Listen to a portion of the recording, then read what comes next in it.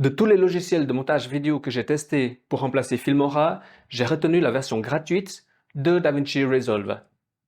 Voici une présentation rapide du logiciel, ses atouts, ses contraintes et voir s'il est fait pour vous.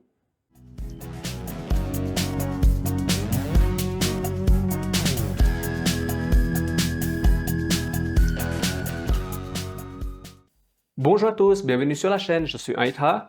Quand j'ai découvert que ce logiciel était complet et gratuit, je me suis posé une question. C'est quoi le piège?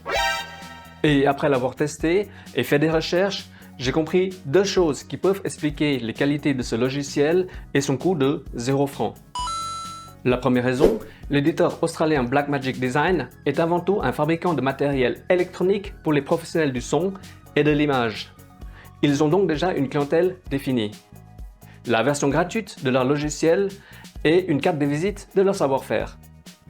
La deuxième raison, c'est que l'éditeur a une totale confiance envers la version payante de son logiciel, qui s'appelle DaVinci Resolve Studio.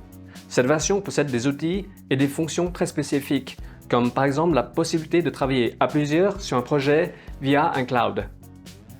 Pour ma part, j'ai acheté il y a quelques jours la version Studio. Je me déplace beaucoup pour mon travail, d'où le fond vert, et j'ai souvent des problèmes de son. En ce moment, je suis dans une chambre d'hôtel à quelques minutes de l'aéroport international de Bangkok. Et pourtant, avec la circulation et le bruit des avions, vous n'entendez rien, grâce à un outil qui isole ma voix. Mais en vrai, pour 90% des utilisateurs, la version gratuite de DaVinci Resolve sera largement suffisante. Parce que celle-ci embarque déjà, c'est un outil de réduction de bruit qui fera le taf dans un environnement calme. Une autre information importante aussi. Pour les deux versions, gratuite et studio, les mises à jour vers les versions supérieures sont à vie, pour de vrai.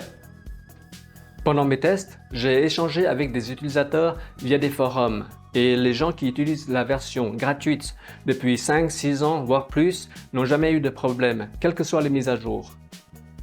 Idem aussi pour ceux qui utilisent la version studio. Depuis la version 1 et maintenant jusqu'à la version 18, bientôt 19, ils n'ont jamais eu besoin de repasser à la caisse. Actuellement, en 2024, des éditeurs comme ça, c'est très rare et c'est incroyablement exceptionnel. À noter que pour la version standard, il n'y a pas de limite sur le nombre d'installations. Par contre, pour la version Studio, vous avez c'est une clé qui va fonctionner pour deux appareils.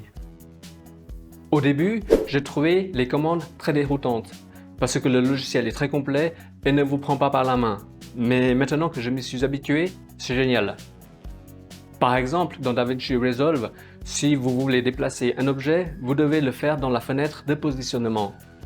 Vous ne pouvez pas le déplacer en cliquant sur l'objet.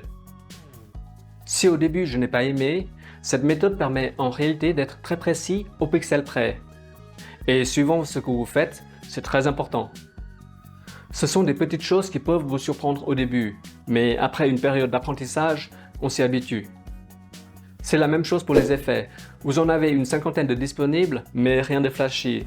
Et si vous avez l'âme d'un artiste, vous pouvez en créer vous-même, les exporter pour les partager. Quelle que soit la version de DaVinci Resolve que vous avez, je recommande une installation complète du logiciel. Comme ça, vous allez avoir tous les ateliers de travail.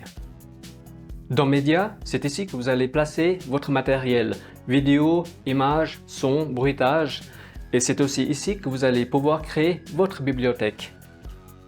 Dans Cut, c'est ici que vous allez couper vos vidéos.